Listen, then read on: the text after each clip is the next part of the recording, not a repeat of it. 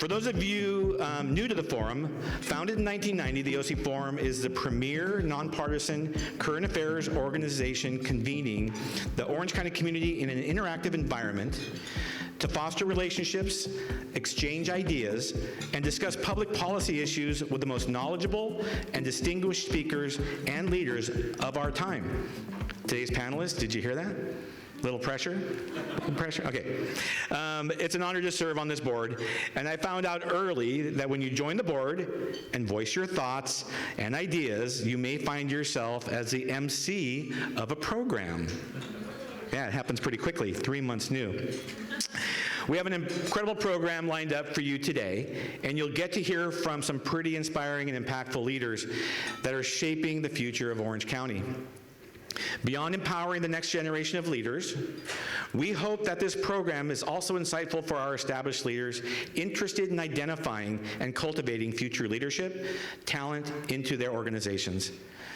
Before we begin, I would like to make a few introductions and extend some thank yous.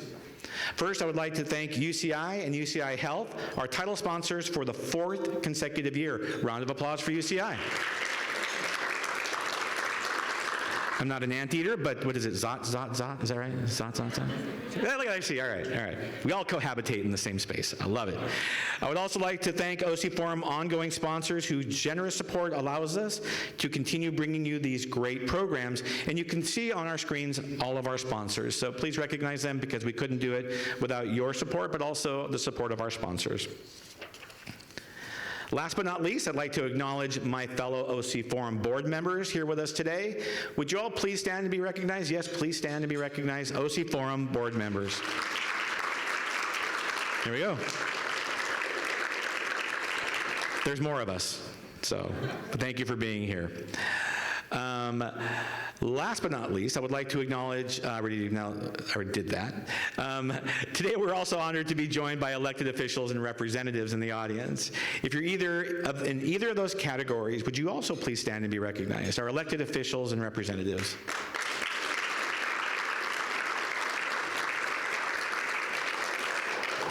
Thank you very much. And of course, thank you all for being here and supporting the OC Forum. Without further ado, I would like to get things started and introduce our first speaker. I am honored to get things started with introducing Dean Sundaram, Sri Sundaram from the College of Business and Economics at Cal State Fullerton. He has some things, awesome, Sri. Sri has some great things to share, very relevant to today's topic. Sri. Thank you, Carlos. Good afternoon, everyone. Well, first of all, it's such a pleasure to be here, and thank you for the opportunity. We're going to start off with a little video here about Landmark Hall, and then I'll give you some context and color about what is the significance it is for us as a university and as a college. Shall we have the video, please?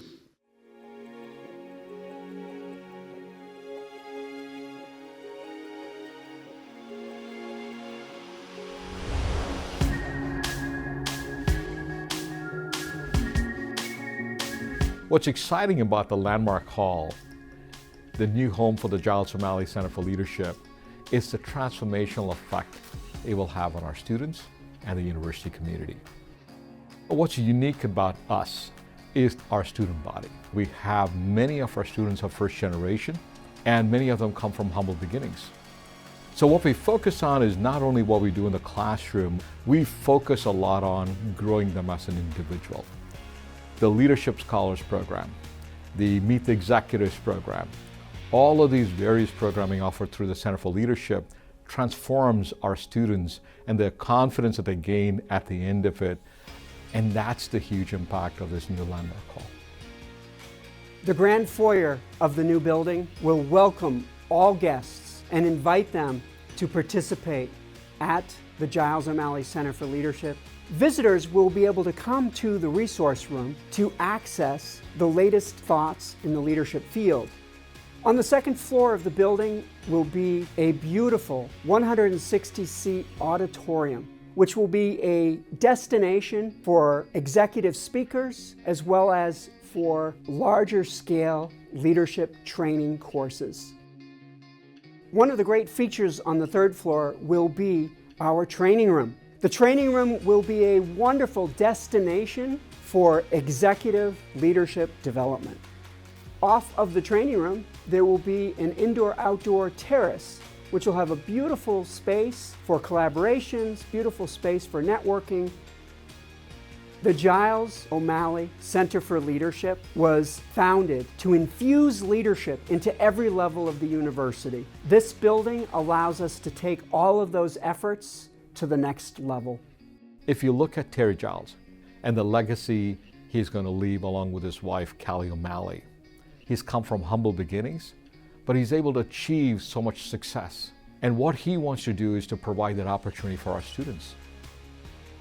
The truth is, leadership comes into everybody's life. One of the things I'm excited about is we hope to design courses on the Center for Leadership that'll be used in all of the academic areas that make up Cal State Fullerton. What's going to happen in this building and the courses that we're going to design and put out through this building are going to change lives. I would say to all alumni, if you haven't been out here recently, come on out and take a look. I think it'll blow you away. To come back here and to see everything that's happened and now to be able to play a part in that has been unbelievably fulfilling. This building is really, it's the beginning, not the end of what we hope to do here.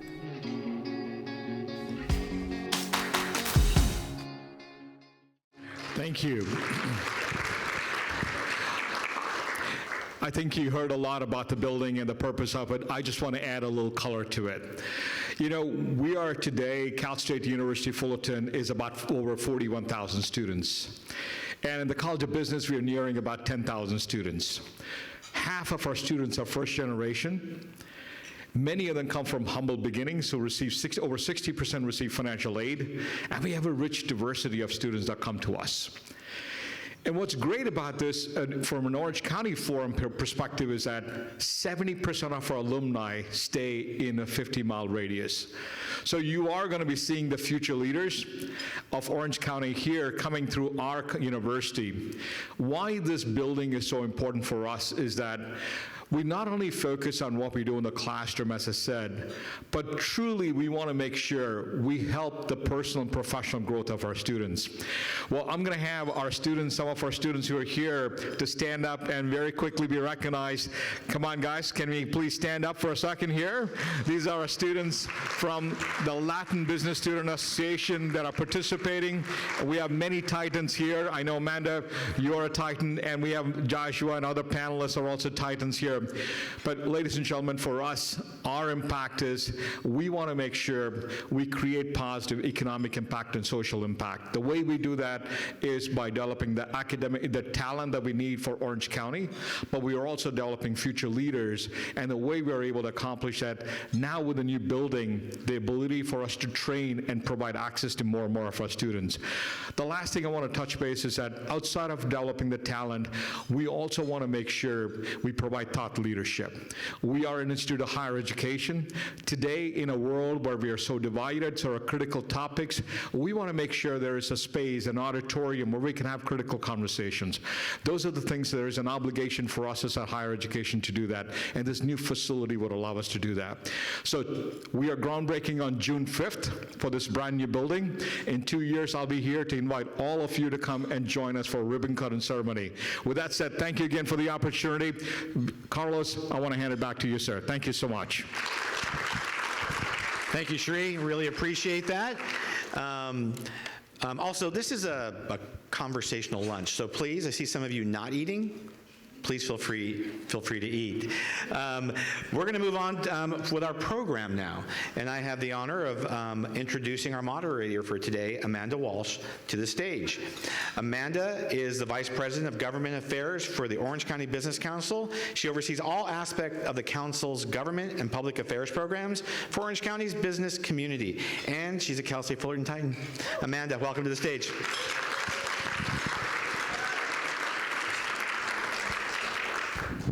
Thank you. Good afternoon, everyone. Good afternoon. You got it. For those of you that didn't, let's try that one more time. Good afternoon. I like to do that when I start these types of things, just to make sure y'all are listening, because I know sometimes food can be distracting. But as mentioned, my name is Amanda Walsh, and I serve as Vice President of Government Affairs for the Orange County Business Council, and I'm honored to be your moderator here for today's discussion. First, allow me to introduce not only a panelist, but one of my longtime college friends, Ms. Kelsey Brewer. As Vice President of Business Development at Jamboree, Kelsey spearheads strategic partnerships and innovative housing initiatives. Her rapid ascent since 2018 reflects her pivotal roles from Communications and Policy Manager to Senior Director. Currently overseeing marketing, communications, and government affairs, Kelsey aligns strategies with Jamboree's mission to develop affordable housing across California. Her dedication has earned her prestigious awards. She also got one just before joining us today from Senator Blakespeare, so congratulations, Kelsey. But she's also recognized as Orange County's top 100 most influential people, as well as 40 under 40 by the Greater Irvine Chamber of Commerce in the year 2020. Join me in welcoming Kelsey Brewer.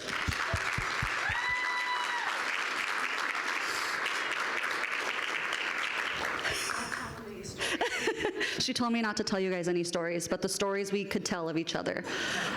Next up, we have Joshua Gonzalez, who is currently in strategy at Northgate Markets. He's a third-generation family member and works alongside his family to offer their customers the best authentic Mexican products and experiences. They are passionate about serving their community, and in 2018, Joshua graduated from California State University at Fullerton with a Bachelor's of Arts in Business Administration and Finance, as well as in May of 2023, his Master's of Real Estate Development from the University of Southern California. He and his wife, Joanna, have 2 daughters, Camila and Penelope, and he also enjoys working in the community, exercising, and spending time with his family. Join me in welcoming Joshua.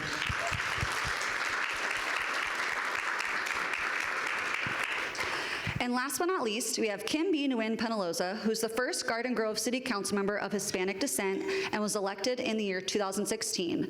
She played a key role in implementing the city's first district election. A lifelong resident of Garden Grove, Kim graduated from the University of California, Santa Cruz in 2013, becoming the first in her family to earn a college degree. She currently works as a program manager consultant at Blue Shield at California Promise Health Plan, and in October of 2020, Governor Newsom appointed Councilmember Nguyen to the California Film Commission. She'd made history as this was the first time a Garden Grove City Council member was appointed to a state commission. Join me in welcoming Kim.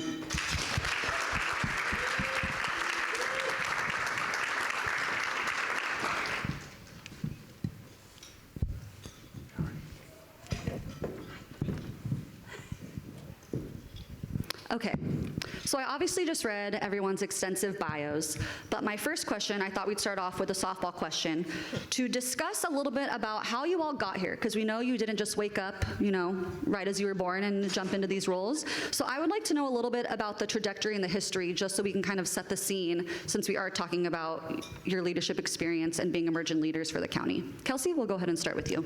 Thank you so much, Amanda. Well, my story, much like yours, starts at Cal State Fullerton. I'm so glad that so many of us have ties to Cal State Fullerton up here. It makes it extra fun. But I was the first person in my family to go to college, and so my college experience at Cal State Fullerton, the mentors that I met, the opportunities I was given was really transformational in setting me up to be successful as I left college. But it's actually funny, I was so excited when I was invited back to come to the forum, because the forum actually played a pretty significant role in my early professional development.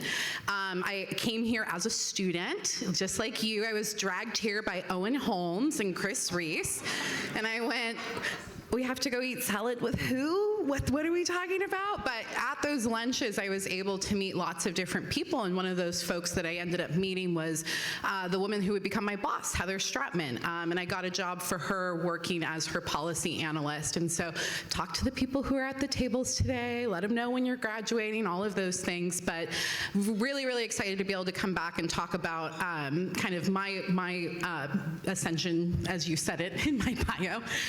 But really, my career has been defined by specifically female mentors and folks that have taken me under their wings, have seen the potential in me, and have given me lots of opportunities that I think sometimes people have had to wait a lot longer for. They've trusted me a little bit earlier for, which has been really, really nice. My turn? We'll go to you. Okay, well, hi, everyone. Thank you. Hopefully you guys are awake and paying attention. So as briefly mentioned, I am the first in my family to go to college. I'm one of 8 children. And for me, really what led me to this place is being of mixed ethnicity, being double minority mix, both Latina and Asian. I grew up seeing the difference in how opportunities, resources, and treatment of my parents while I was with each of them. And that really propelled me to wanting to become president of the United States of America. And so I ran my first campaign in first grade. I wrote 2028, 2032, vote Kim Nguyen, when now, preparing everyone for that time. And I didn't know how I was going to get there because my parents were not political in nature. They were just hardworking, working multiple jobs. But for whatever reason, it clicked in my brain that that was going to be how I was going to get us out of where we were at and help everyone else around me, my friends, my family, my community. So luckily for me, I had mentors in school, in college, and later in local politics who helped guide me, motivate me, and challenge me to get to the place that I am now. And so at a mere 24 years old, I decided to run for city council and won. And I've been serving for the last 8 years. We're in my final year before I'm termed out. And so I'm just really glad to be here and share some of my experience as we welcome a new emerging leadership to take over. And go ahead, Joshua. Hello, everyone. Good afternoon. I'm Joshua Gonzalez. Our story, our family story, is one of, a very united family and taking leaps of faith. My grandfather came here to the U.S. in the 60s, and it's really interesting you use the example about president. My grandmother, she actually, when my grandfather came for the first time to the United States, they already had 13 children. So it was a big responsibility for her to also stay back. And she actually wrote a letter to President Kennedy and put it under her Virgin Mary. And it was, we still have that letter today. But yeah, our story is one of family and business, and we're very lucky to have the opportunity to continue to serve our communities. I'm one of 53 third-generation members, and 32 of us work in the family business. Just blessed to be here, and good to be with you today. So a buzzword that I heard all 3 of you mention was the word mentorship. I'd be remiss if I didn't too shout out Owen Holmes and Alicia Burhow, 2 of my mentors in getting me help to where I am today. So how can leaders establish effective mentorships, whether that's people in the room who are looking to mentor younger professionals or as maybe mentees looking for mentors? How can they establish those relationships maybe in their own prospective organizations? You guys already touched on who your mentors were, but can you share a meaningful mentorship experience from your own careers? And we'll go ahead and start with Joshua and then work our way back to Kelsey. Sure.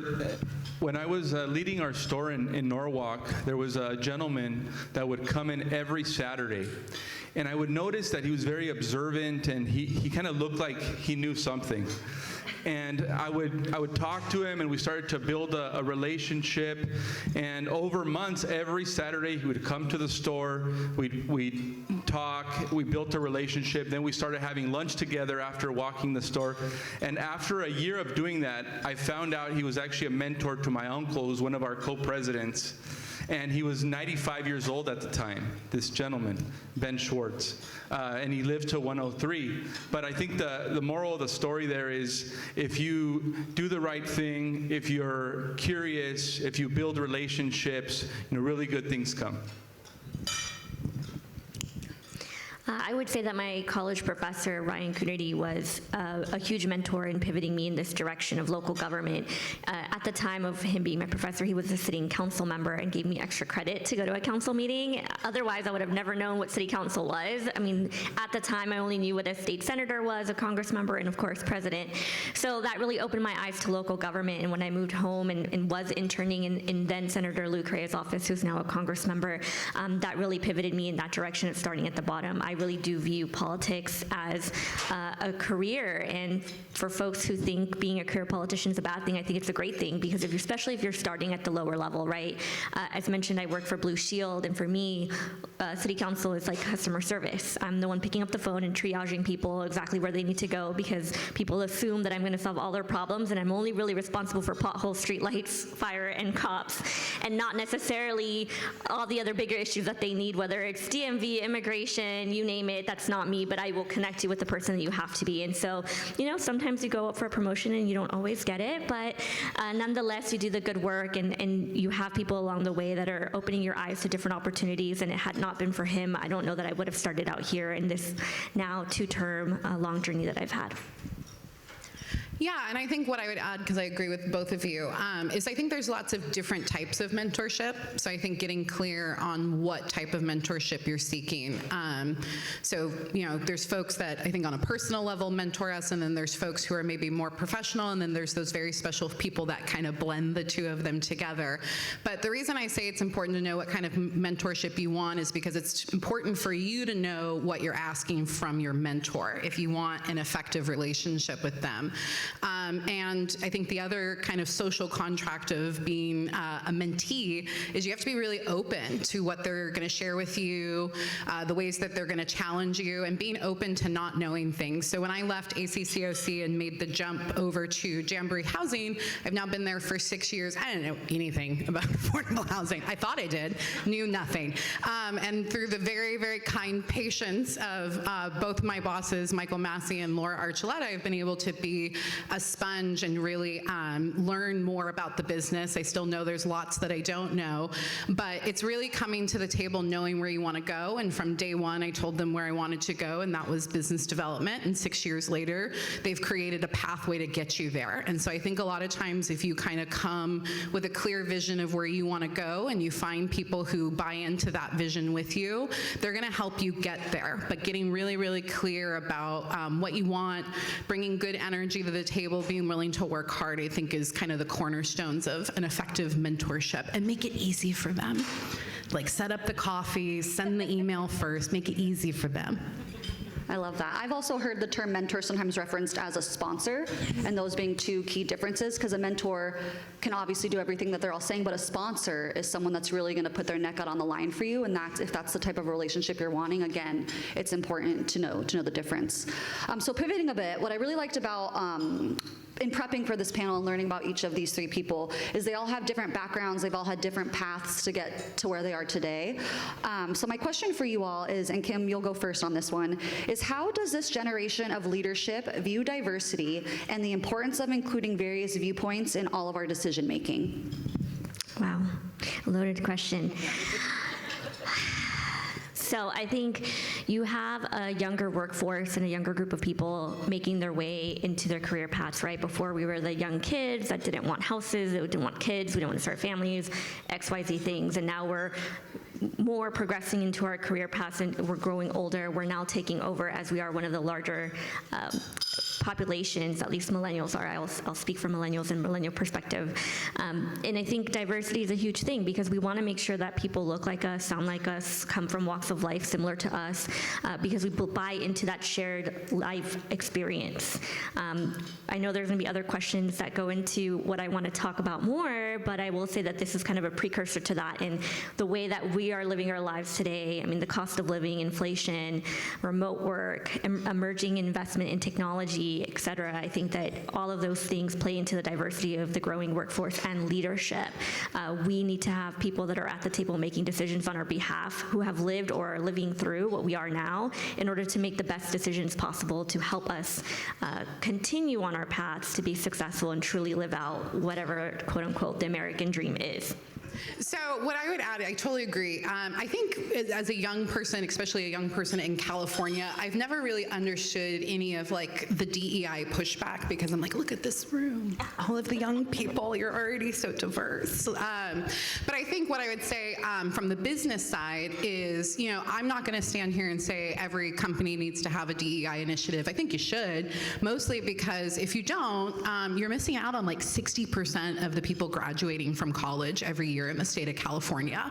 They are women, they are people of color, and they are folks that you want in your companies. You want to recruit them into your companies. And then I think from a practical standpoint, I think the value that it brings and why I appreciate it on my teams, at the organization I work at, and the industry I work at, is you just get to look at problems a lot differently. And it's not just about race, it's not just about income, it's the diversity of age, it's the diversity of life experience, of of educational experience. And when you can embrace that with curiosity of how it can make your organization better, I think it brings a lot instead of embracing it with distrust or hostility. It's really just about the smartest people in the room trying to get to the best decision, and just wanting those people in the room regardless of where they come from. And go ahead, Josh. I think a lot's been said, but overall it just improves the quality of the inputs and the quality of the outputs, therefore. And it's a dynamic that, is of respect, and everybody wins. And you not only are you, able to get that input, but at the same time you're able to develop a group that thinks very differently and therefore has, better results. So big believer in that. And Josh, so you obviously have a history with family business. So my question for you as we pivot again is, as an emerging leader, how do you foster a culture of innovation and creativity within the company and your specific teams? And maybe what strategies do you employ to encourage bold thinking and experimentation? In our company, we try our very best to eliminate silos and do a lot of cross-functional work. So we focus more on projects, and that way you have the best of the different functioning areas of the business. But a big part of this is, how do you intentionally include people from different areas or different levels of the organization, and not only do it through a way where you're asking for their input, but in a way where they're part of the conversation. And I think the key word here is exposure and access. If you can expose young people to start to think about things, to start to understand how certain things work, in their roles and in the larger group, everybody's going to benefit. So we do a lot of that. Something that we also do is we have development programs that take a diverse group and then intentionally place them throughout the organization with very defined timelines and content, so that when they go back to their roles, they're better at what they're doing, they're better leaders, and then it prepares them for other roles in the organization. Kelsey and Kim, I don't know if you have anything to add to that, since you both are in different industries as well. I think the only thing that I would add is just getting a sense of what is important to your team, what they want to do, and trying to find unique opportunities to provide them with that. And I think, that connection with them to the wider mission of an organization is really important, because, as succession plans happen and as people leave, it's important that everyone's kind of bought in and had an opportunity to be exposed to lots of different stuff. All right, so Kim kind of already brought it up, but we know the COVID pandemic shifted the workplace environment in a lot of ways. So Kim, with the rise of remote work and how teams have been distributed, how do you see the role of technology evolving in leadership and team management? So I think the way I would have asked this question, or would have preferred to be asked it, is more so that, why is remote work and the investment in emerging technology so important, right? And I think the reason for that being is, one, young people have different priorities in past generations. I know we are more in tune and, able to work in a more technologically advanced environment. I know that I spent a lot of time during the last 3 years teaching some of my colleagues and superiors how to do things as simple as saving documents onto a desktop, or how to, work with Excel, or how to make sure that their camera was on during Zooms. Mind you, sometimes I would forget to turn mine on, mainly because I was in pajamas and didn't want to be seen. So I said, oh, my camera's not working. But to my point is that we don't necessarily need to be in an office space working with people. A lot of us thrive better in independent work, and Zoom meetings are a great platform to have that the little bit of connection that we do want. I say that because I'm an extroverted introvert, or introverted extrovert, I should say. I hate public speaking. You can't tell, but I'm very nervous. I only do it because I feel like I have to as an elected official, but I prefer to be isolated by myself now with my beautiful little baby girl in my house and my dog, and don't like public speaking, as I mentioned. But I thrive when I'm working by myself. When I do have to work with other people, it can be a little bit challenging. And I say that because unlike my two partners on this panel, I am not not my own boss, or I don't supervise other people. I am a line staff person, so I report to other people. I don't oversee staff. So it's a little bit of a different environment for me personally, and the flexibility that working remote provides is one that I wouldn't trade. I'm a new mom. I can't afford childcare, so I am the childcare provider. So I'm on a Zoom feeding her. I'm doing work while trying to get her to sleep. I was running a little late because I thought getting ready at 9:30 was enough time to get me and her here on time, and clearly I was wrong. But also, it's a place for me to thrive in a way that I wouldn't if I were in person, right? There are a number of folks, at least in the healthcare world, I'll speak to that have been working in this industry for 20, 30 plus years and move up through the ranks just based on seniority, not necessarily because of their knowledge base, their qualifications, their ability to do work or produce quality work in a timely manner, right? And it's kind of one of those things that you have to wait your turn to move up the ladder. But working in an environment that's not necessarily in person, people don't oftentimes see how young you look or how young you sound. I know that I sound like I'm 15 sometimes, so people always think I'm like the young intern. But working in a space where they don't see me, they don't necessarily hear me, I'm able to thrive. They're like, oh wow, she's great, she should be moving up. And then they realize my age, my qualifications, my resume, and then the temperament starts to change a little bit.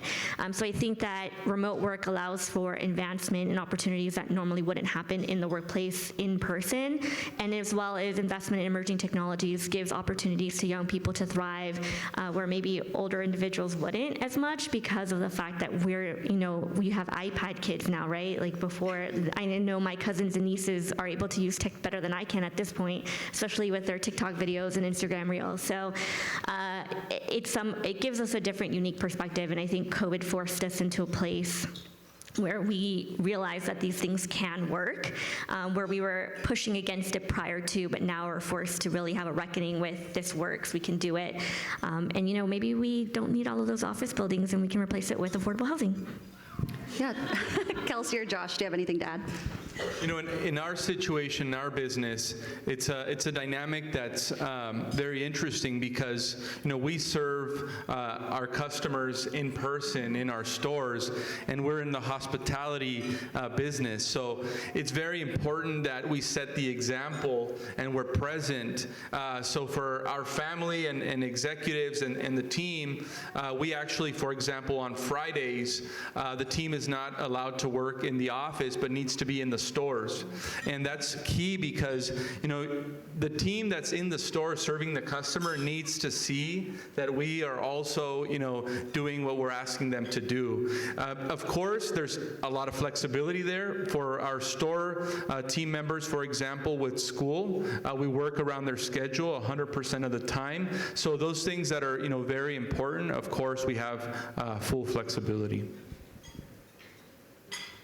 So I heard a lot of buzzwords about things that make employment at specific organizations attractive, right? Remote work, you were talking about flexibility, working around school schedules.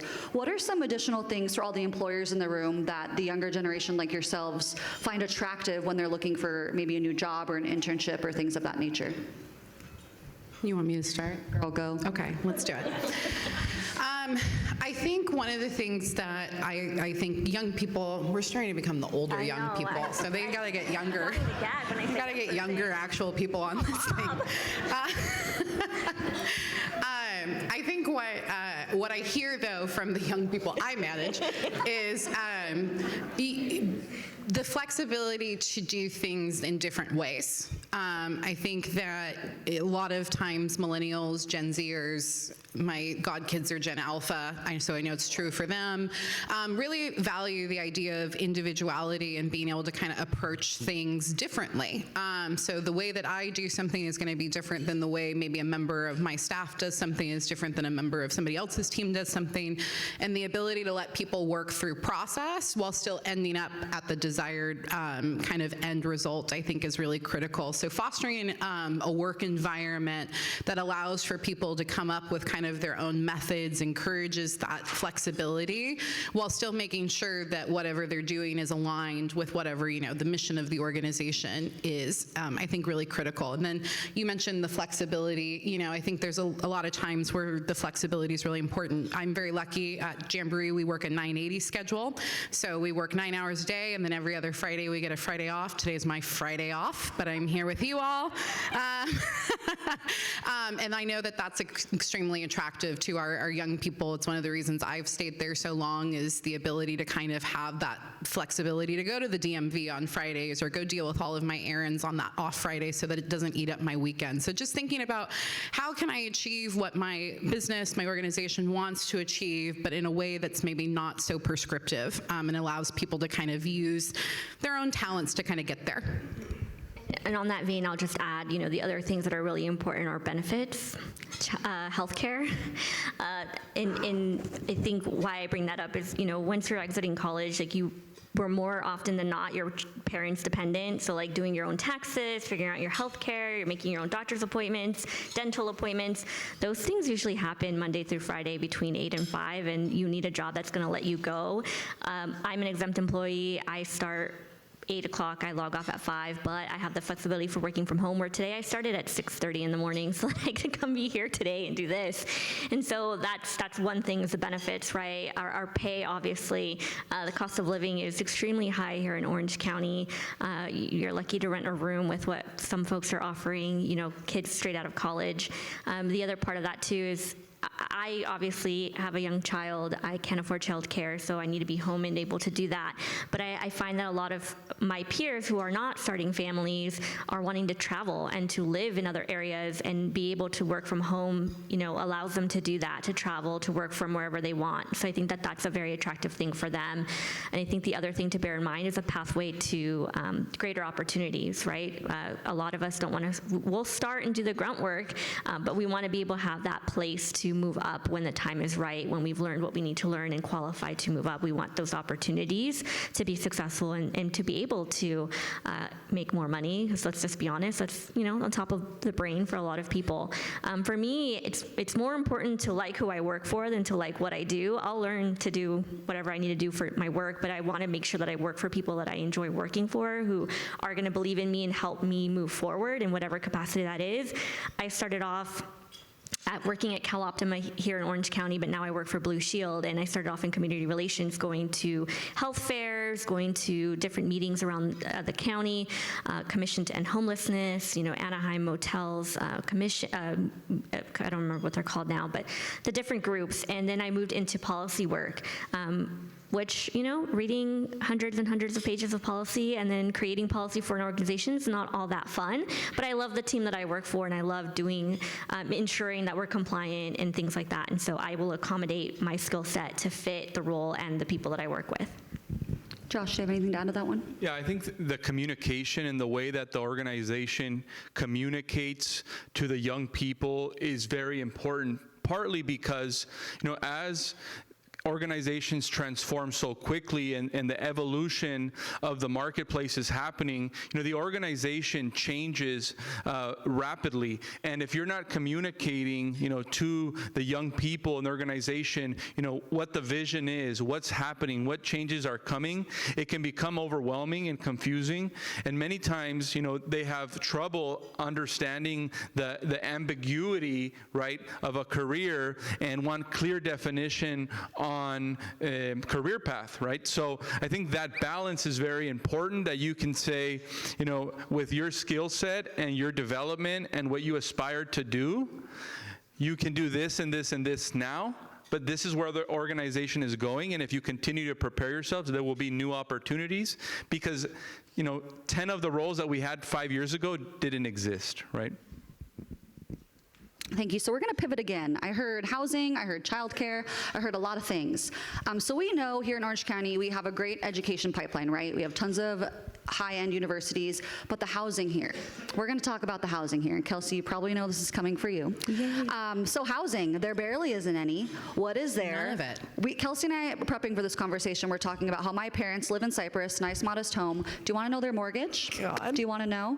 $1,100 for a house that's like 3 times the size as my townhouse that I rent.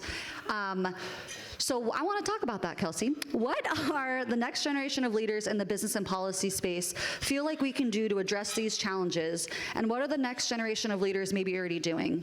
Or are they not doing that they should be doing? I'm tired. I'm doing a lot.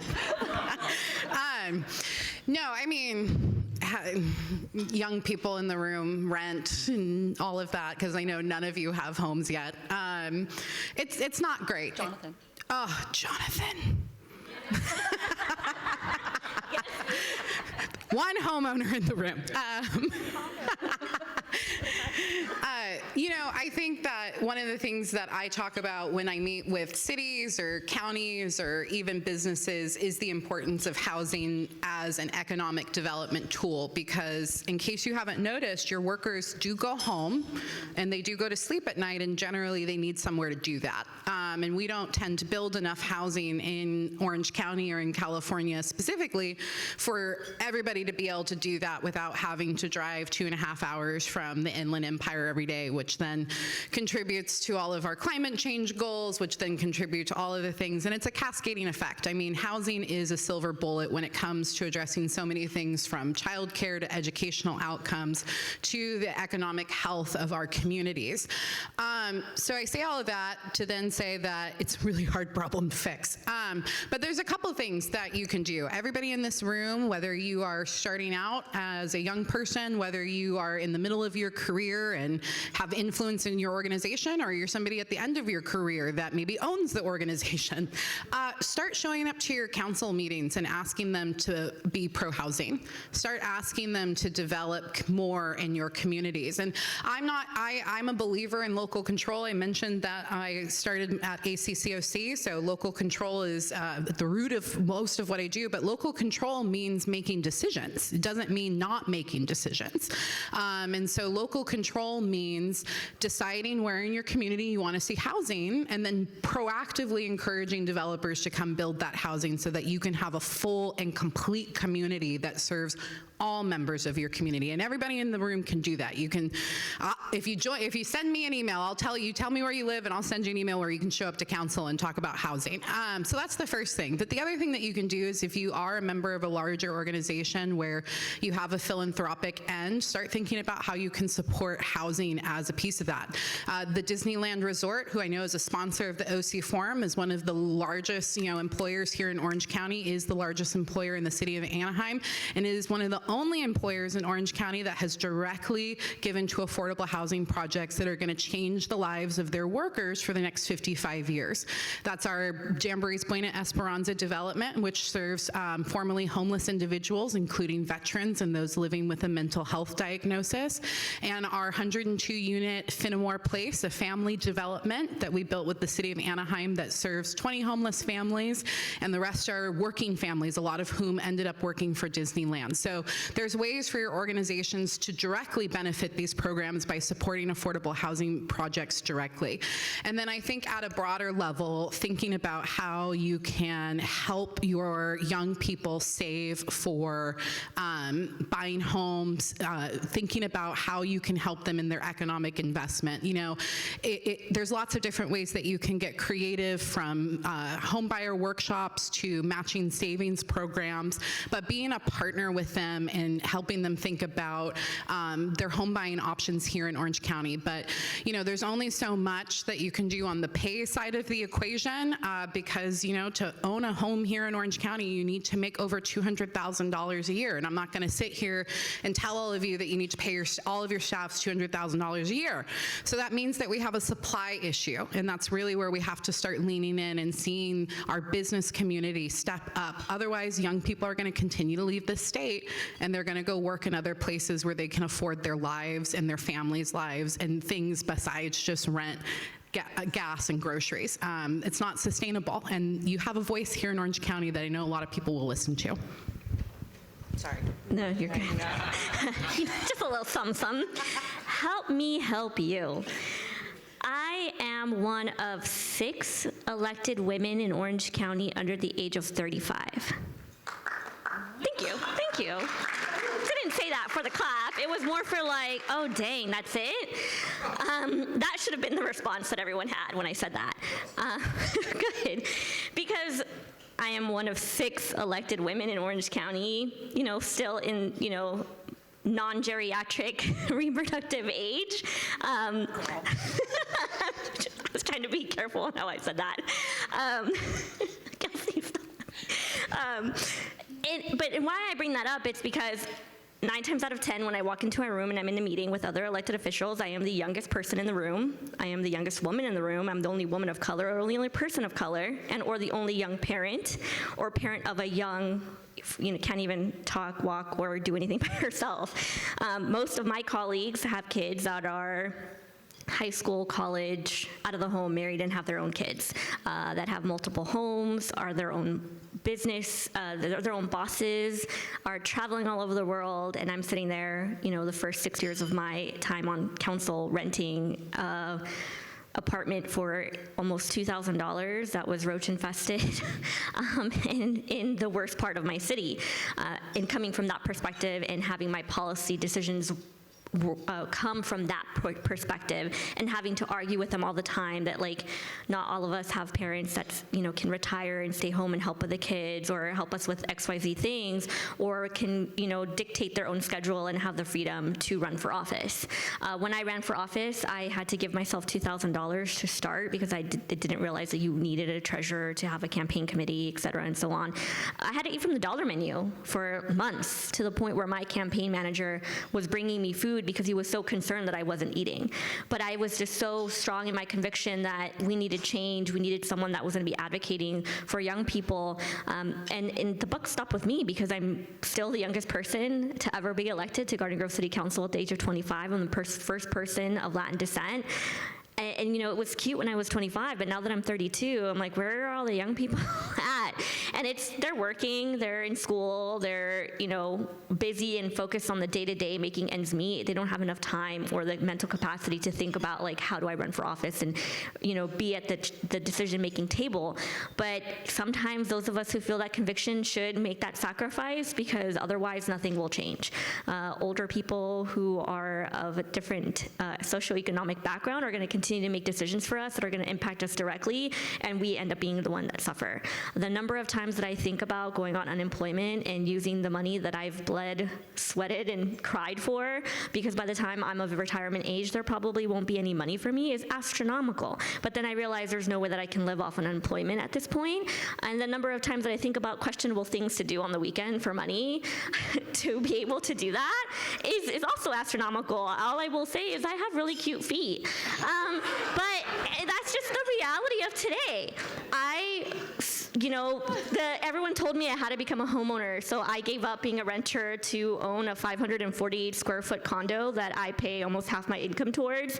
And no one told me about home ownership and the truth behind having to get things fixed and how much that costs. I probably spent like $1,000 trying to get my garages fixed because no one told me how expensive that was. Plumbing, Jesus. Electricity, gas, water. I mean, when I lived in an apartment, I just called Carlos and he fixed everything for me. Now I have to go find somebody, not you, Carlos.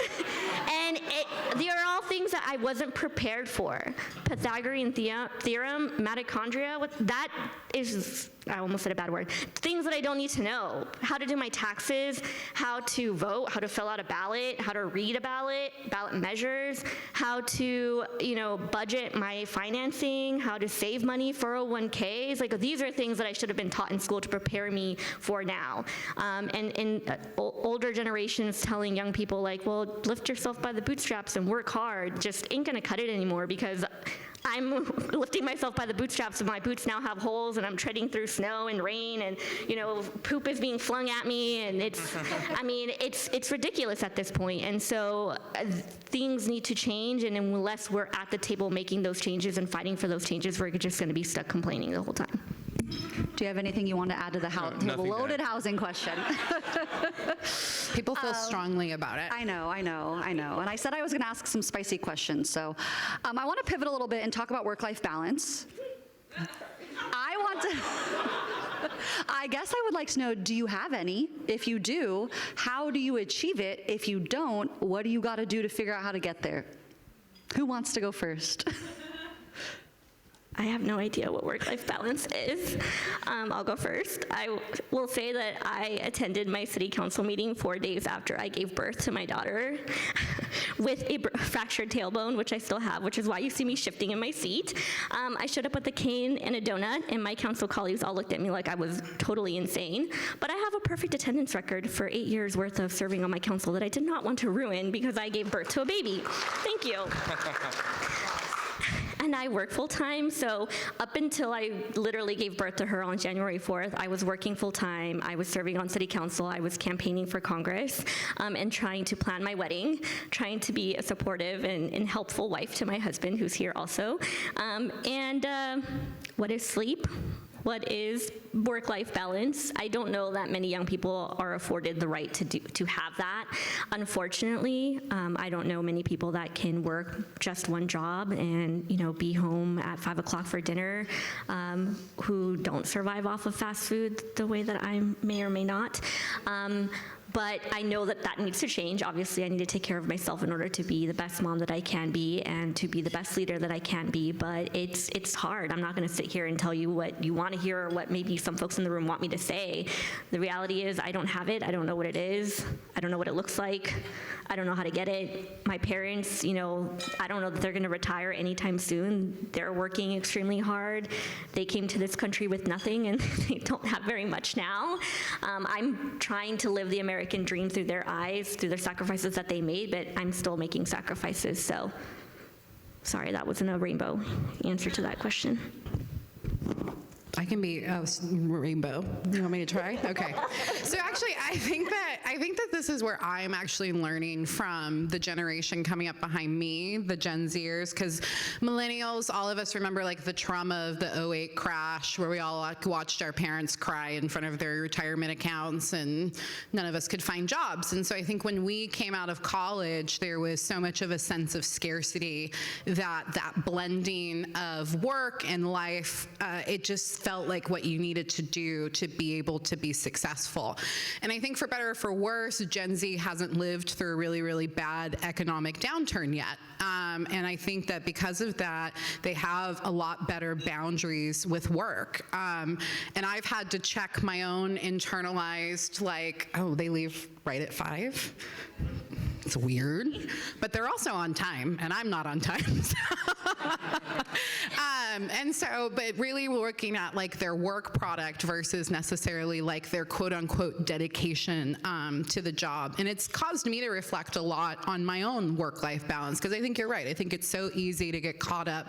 And I want to recognize that for a lot of folks, it's not a choice. It's not a choice to have work-life balance. But for when you are in a position and it is, I encourage you to make that choice, because it'll catch up with you at a certain point if you continue to just not listen to yourself, not listen to your own needs, and think of it as a longer-term investment in your own career, because when you're good, you're able to bring the best version of yourself to that office, that Zoom every single day. If you manage a team, you're able to bring your best version of yourself to managing that team.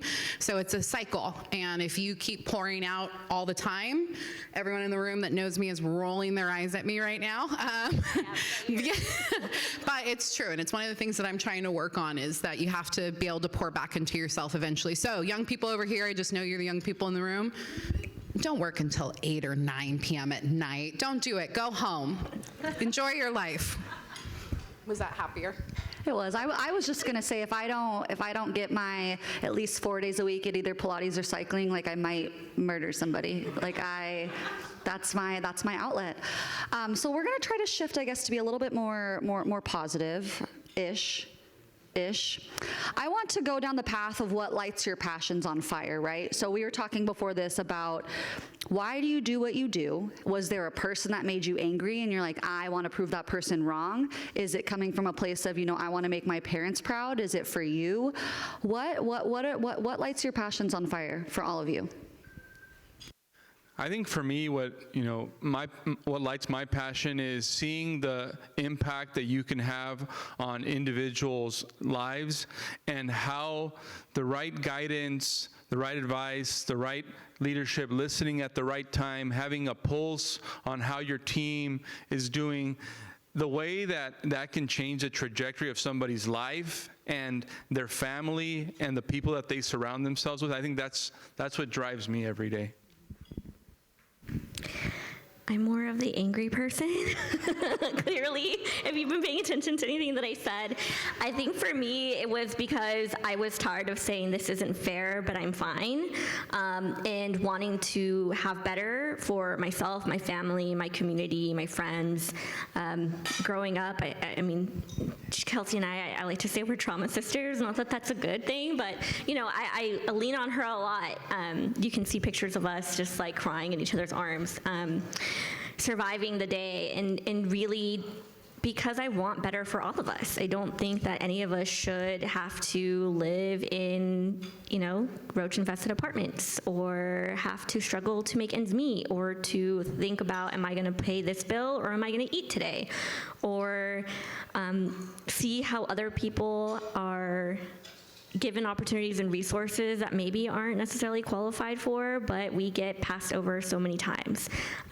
Or the fact that I think that there's a huge difference between equality and equity. We all may have the same opportunity presented to us, but we're not all starting off at an equal playing field to be able to get and reach that opportunity.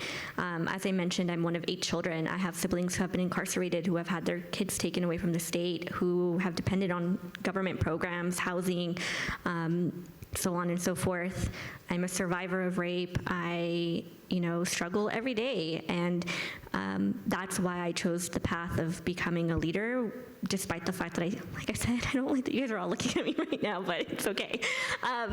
Because no one else was talking about it. No one else was fighting for the things that I thought were important, and sometimes it's because the conversations are uncomfortable, and, you know, someone from a point of privilege doesn't want to fight for something that they haven't necessarily lived through because they feel like they're not the right person to do that. And so we need people that look like us, sound like us, live things the way that we have, to really give that perspective and open that door.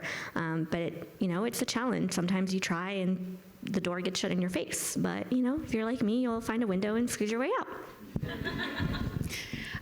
I really enjoy reading. I think that something about the written word causes you to like sit and contemplate things a little bit more than having a conversation with somebody does. And there was a book I read that I think defines a lot of my professional career and what lights me on fire and my passion.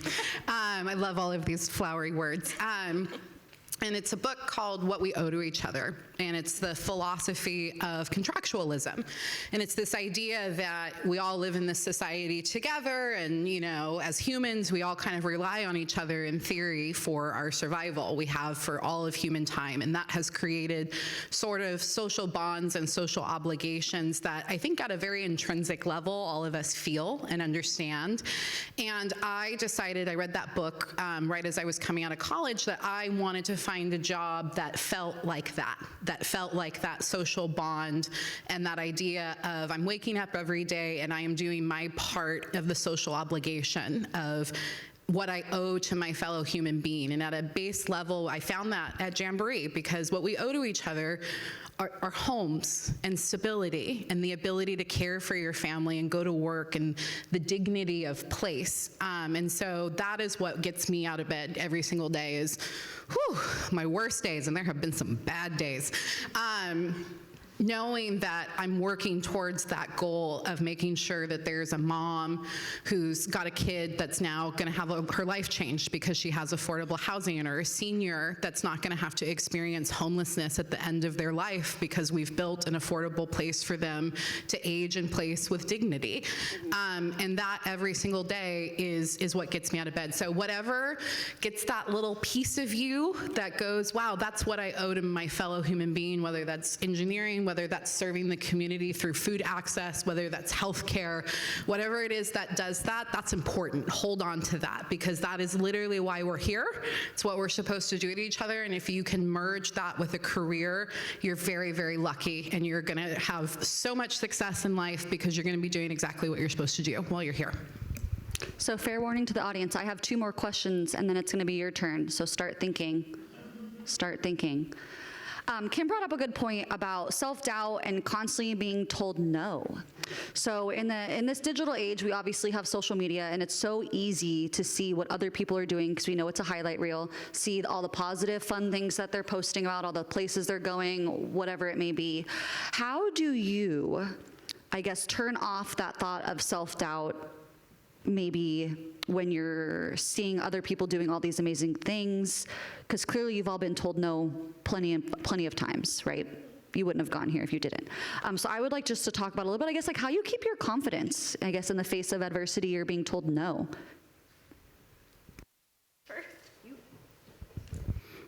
Whoever wants it.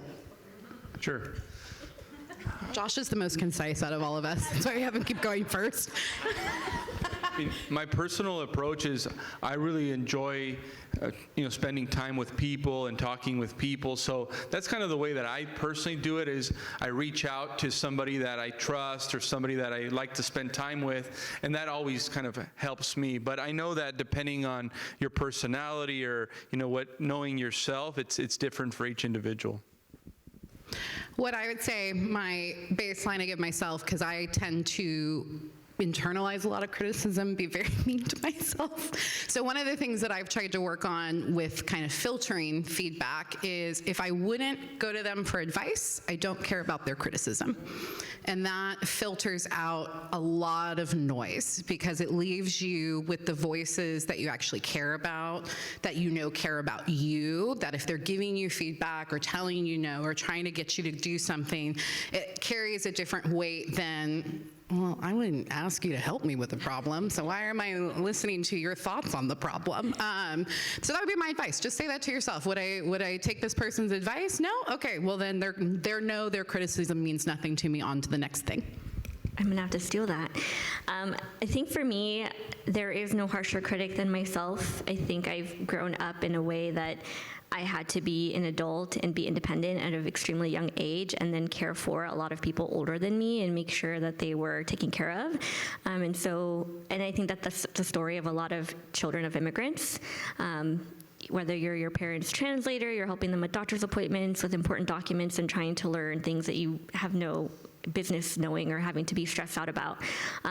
It's something that you carry with you. And so for me, I think I always have to tell myself to shut up, my internal voice. Even today, I was panicking about this panel. I was like, I don't know how I'm going to answer these questions. I'm not qualified to answer this. And my husband's like, you do this all the time. You're fine. You've got this. And I'm just like, no, these questions are different. But I think for me, it's also when people tell me I can't do something, I get mad. I'm like, oh, well, watch me. And then I will pour everything into whatever that task is that they told me I couldn't do and try to do it. And then I'm a gluttony for pain, I guess, because I run for office and lose and still run for office and lose and continue to do that. And so I think part of it is because I see who else is running, who else is trying to take over the positions, and I'm just like, well, you're not from this community, you didn't put in work, or you don't have any experience, you were just a so-and-so that decided you wanted the title. And I think that invigorates me more because I feel a sense of responsibility to my constituents. I have put in the work, I have listened to them, I've knocked on every single door, I have, sat there and been berated, I've been accosted at my city council meetings, I have endured a lot of threats, and there's that sense of ownership now that, like, I work for them, they are my bosses, and if you're coming and trying to step over me and take over and you're not as caring or as dedicated to them as I am, why not be part of the solution rather than be part of the problem, right? And I think that's what motivated and pushed me to run for office in the first place, was that I saw someone running that I thought I could do a better job, and was like, why not me? But it's easier said than done because there's always a voice in the back of my head that plays 50 different scenarios that tries to talk me out of it. And we know as women, we have to be told 10 times to do something or that we're qualified to do it before you, and we actually even take the steps to do it. And so imposter syndrome all the way over here. I would agree with that, unfortunately. But before we wrap up and I turn it all over to you, and don't worry, I have more questions that I could ask if you don't have any, but I prefer you do it. What is one key takeaway or piece of advice you would like to leave with our audience members, particularly for those who are aspiring to become impactful leaders in their own communities and organizations? I'll go first, and I'll keep it fast. So one thing that I always say whenever I'm on a panel, whoever I'm speaking to and whatever the ages are, is that whenever there's an opportunity that comes across your desk, whether you think you want to apply for it or not, or you're qualified or not, one, I would say just apply and do it and, try it out and see if it works. But if not, if you're really convinced yourself that it's not for you and you don't want it, think of the next best person in your mind that that you think would be good at it. Call them, email them, harass them, and make them do it. Be that person that we should have for ourselves, and be the person you should be for yourself. Because otherwise, how are we helping elevate people? For me, it's extremely important that as every step that I take in an upward motion, that I'm reaching my hand down below and lifting people up with me. Now that I'm terming out, I'm looking at to see who's going to take my seat, and encouraging and motivating them to run for office, encouraging other young women especially to run for office and pushing them to do so, whether that's parading them around different venues and networking opportunities and telling people that they're running for office before they've come to that decision. That is something that I will always do. And then eventually, after 6 months of me doing it, they just start to say, oh, I'm running for office. And you're like, there we go, it worked. So that is my piece of advice, but it's also my challenge to you. If something comes your way, it's not for you, pass it along and encourage someone else to do it. I think there's a consistent fork in the road when you're making decisions around, what's the easier thing to do or what's the more difficult thing to do. And if you make the decision to do the more difficult thing, it almost always pays off as the right thing. So I think always do the harder thing and it'll pay off. I totally agree with that. I think what I would add is kind of along the same lines. What I was going to say is when you're this young, it's supposed to be hard. It's supposed to not make sense. It's supposed to be confusing. It's supposed to be frustrating. When I was 22 and looking for a job on our mutual friend Taylor Fairhair's couch at 2 o'clock in the morning eating a waffle and crying because it was my 50th job application that no one had responded to, I just remember looking at her and going, I don't understand why it's so hard. And she just looked at me and she just went, it's just supposed to be hard. It's just supposed to be hard sometimes. But I think the most important thing that you can do is develop a resilient mindset and know that just because it's hard right now doesn't mean it's going to be hard forever, and that the hard work that you're putting in at building your network, at trying new things, at meeting new people, at failing, because that's the other thing that awaits you out of college. Failure over and over again. And that's okay, because that's how you learn and that's how you grow, and that's what you're supposed to be doing right now. You didn't ask this, but I'm going to answer it. For the other people in the room that are not looking for being mentees, but being mentors, it's your job to make it less hard. I think that a lot of times what I have observed is that sometimes you get into a mindset of that because it was hard for me, it's supposed to be hard for everybody else. And I would encourage you to grow beyond that mindset and think about how you can make a really hard life transition that you went through, that you know how hard it is, easier for the people coming up behind you. And I think if both generations can do that, the younger generation can think about how they can be resilient and work hard through the face of that frustration, and how the older generation can think about how they can make things easier and more accessible. We're going to end up in a really good place, somewhere kind of in the middle. Thank you all. Let's give them a huge round of applause.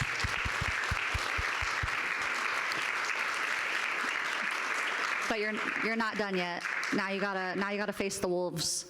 So audience, Georgie over there has the mic. If you have a question, go ahead and raise your hand.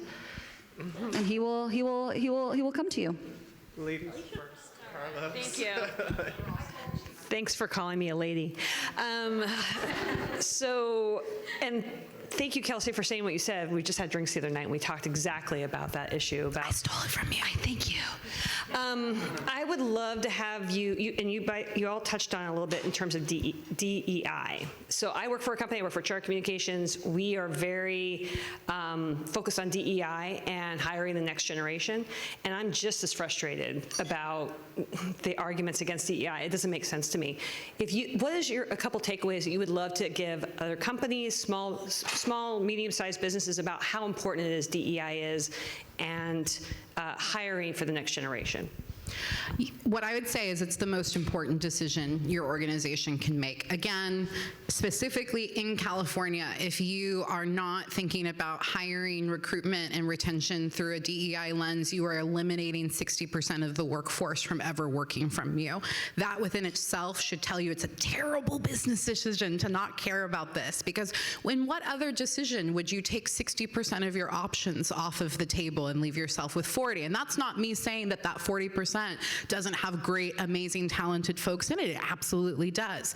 But the more folks that you can bring to the table and then be able to retain them, I think is really, really critical. And then I think I know, Alicia, so I'm going to steal a little bit of our internal knowledge here. I know a lot of folks in this room, you do external facing work.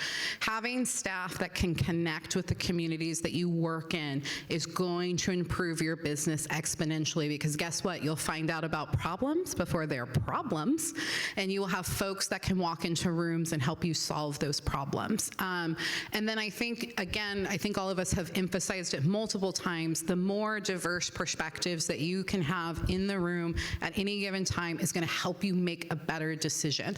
I think a lot of times DE&I gets this rep of like, it means that it's a quota system, or it's this, or it's that. I'm like, yeah, it can be that, but don't do it that way. That's stupid. Do it in a way that's about bringing people to the table that reflect the diversity of the people you work with in your communities, in whatever capacity or job that is. I don't know a single job in Orange County where your clientele is not a diverse group of people, and so your workers should reflect that as well too.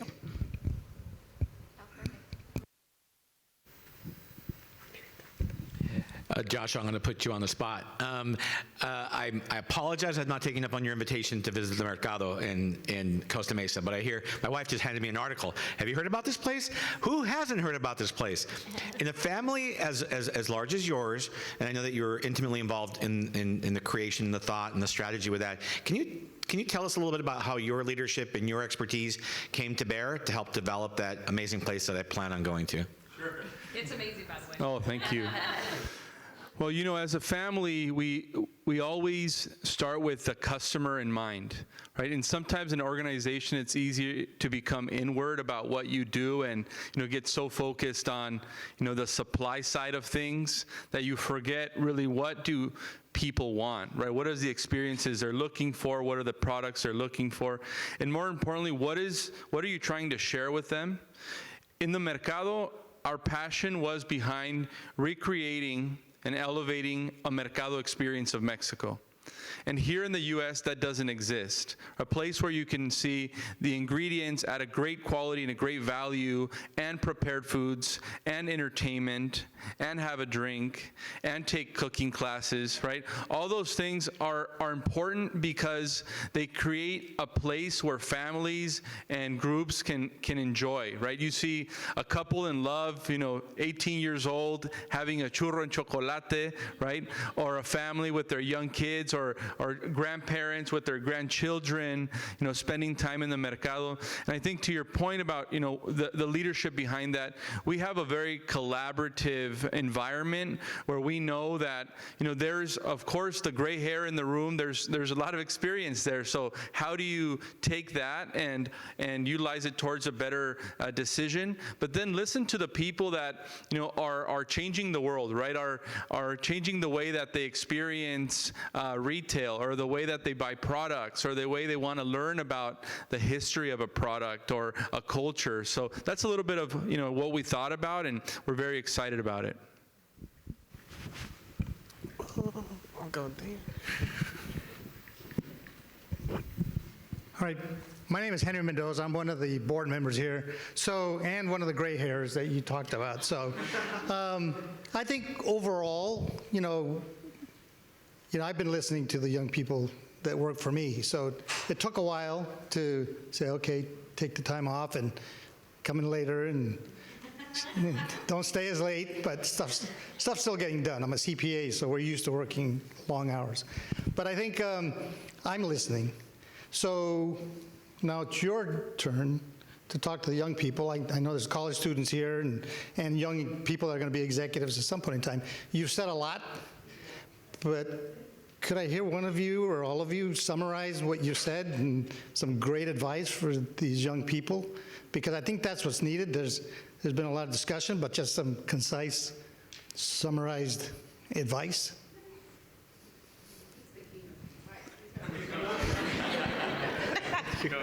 Okay, God, thanks, guys. Okay, concise. I have to think for a second. Work really, really hard. Ask for help. Tell people where you want to go. Don't be afraid to fail. Have fun. Have a life. Well, yeah. Oh, yeah, sorry. That's what I'm working on. Have some fun. Have a life. Be patient. It'll work out. Sorry. The longer you let me talk, the less concise it's going to get. So. Enjoy the journey. Have gratitude. I think gratitude is something that really helps you in those difficult times when you're not achieving what you want to achieve, or you didn't get the position that you wanted to get, or things are not going your way. I think just having gratitude, and that just attracts a certain positivity to you and those around you, and the right thing will come. Ditto to what they both said. If I can add, I would say don't give up on your passions. Like, I have a full-time job, right? But you know what's my passion and what I find fun? I teach cycling. I teach cycling, and what do I tell my riders at every class? I literally tell them, nothing changes if nothing changes. So if you're not willing to lean into being uncomfortable when the failures happen, when you hear no, like it's okay. It's okay to be uncomfortable, and I think oftentimes we think, oh my gosh, something's uncomfortable. I gotta get out of it. I gotta get out. Something's wrong. That's not necessarily the case. What I tell my people in class, and this might sound silly and cheesy, is when you're uncomfortable, there's a stronger, different version of you on the other side cheering you on, trying to encourage you to get there. It's gonna be hard to get there, but don't give up just because it's difficult or uncomfortable. Who else has a question? Oh, God.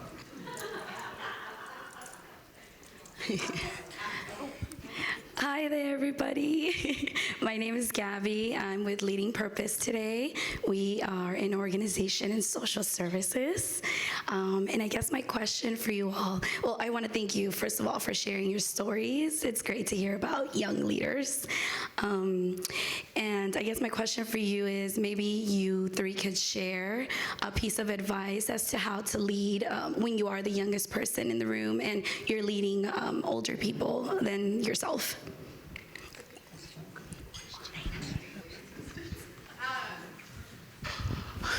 I think building our individual rapport. So on my team, I work with quite a few folks that are older than me. I'm really lucky that, my boss is right here laughing at me. I'm very lucky that they treat me with a level of respect and appreciation that I never feel like I have to prove myself.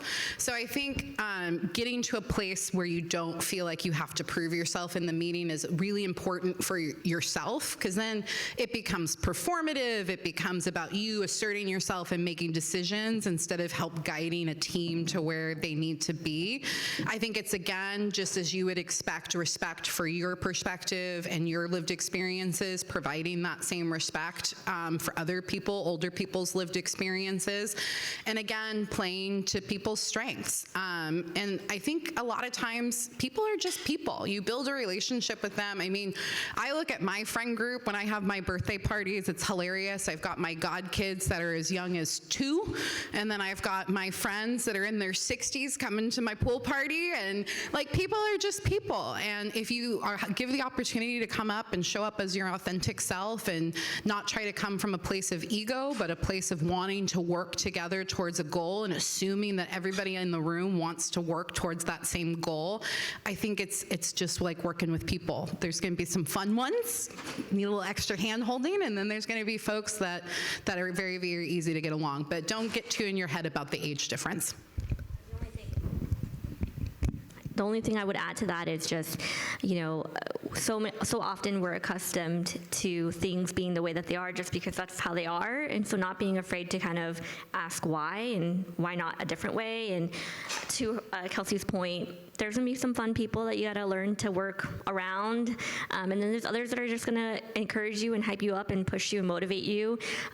In the elected perspective, as someone who I had to prove myself, right? I had everyone calling me kiddo, sweetie, little lady. It was great. But having staff that acknowledge the fact that I worked my butt off to get elected and that I actually had knowledge base on my constituents and had a level of expertise that my colleagues didn't in particular areas, or the fact that I dedicated so much time into learning what I didn't know, opened the eyes of my colleagues, because then there was times where I was showing them up at meetings and they're like, oh crap, like we got to put in this work too and keep up with her. And so whatever dynamic, because it's all different in different industries and what leadership position you're trying to take, sometimes it's going to be, you know, having to put in the work, having to prove yourself because there's no way around it. And other times it's getting to know someone, how can we work together, what do we have in common, and then where we're going to disagree and just agree to disagree agreeably. Just two things I think that are very important. One is empathy. Know that it's difficult for them, right? Just like it's difficult for you. And the second is respect, right? Know that they have value, that you have value. And if you can give them the time and learn from them, things will just be better because you both feel like you're adding value. We have one more question up here in the front.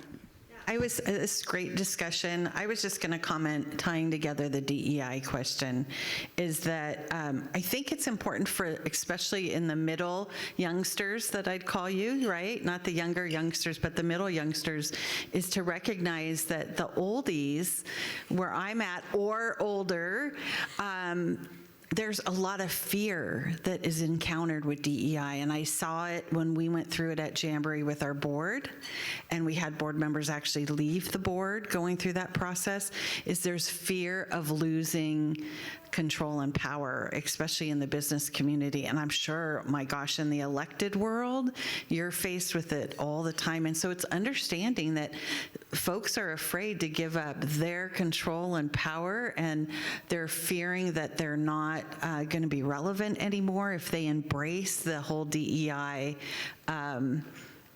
changes, and that may outweigh them being concerned about their business growth. They may think, I'm fine, I'll stay small, but I don't want to embrace that. And so just understanding that, and I think it will give you more power to take that on. And that's why having fearless leaders like Laura Archuleta is so important, so that you can incorporate it. Thank you. Well, unfortunately, that's all the time that we have today. Join me in giving our panelists one more huge round of applause. And Kelsey just asked if she can leave now. Yes, you can leave now. And I'm going to invite Carlos back to the stage. I don't know if I want to come back. That was a lot. It was great. So thank you all for joining us today. A round of applause for our amazing moderator and our panelists. Awesome.